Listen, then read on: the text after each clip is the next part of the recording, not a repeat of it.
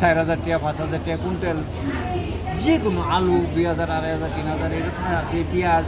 আপনার বছর কত আসে খামারি করে? ভাই আমি হয়তো আমার ছেলেরা বড় বড় দোকান হোলসেল দোকান করছে, আমি ক্ষেত মাটি তো আছে ঢের, আমি করি না, তা আদি বাইকে দিয়ে দিই, নিজে 5 বিঘা 6 বিঘা মাটি। আপনার কত জমি আছে ওখানে? 80 বিঘা। 80 বিঘা আছে আপনার? সব মেয়াদি পাতাম। হ্যাঁ, 80 বিঘা জমির মালিক। বেশি আছে, আমার বাইরে তো আরো বেশি আছে। আরও বেশি আছে। এখান থেকে বাংলাদেশ থেকে গেলেন দুবার? আমার বাবারা 1938 সনে গেছে। 1938 সাল ময়মনসিংহ থেকে? আমার জন্মগ্রহণ সে জায়গায়। আপনার জন্ম ময়মনসিংহে? না, আসামে? ও, আপনার মানে জন্মের আগে চলে গেছে। এর আগে 65-তে একবার গেছে। হ্যাঁ হ্যাঁ, বাংলাদেশ।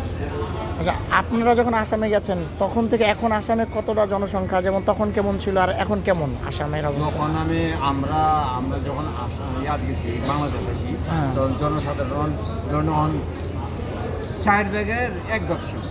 4 ভাগের 1 ভাগ? 1 ভাগ ছিল, মানে 4 ভাগ, 3 ভাগে বেশি। 3 ভাগ বাড়ছে।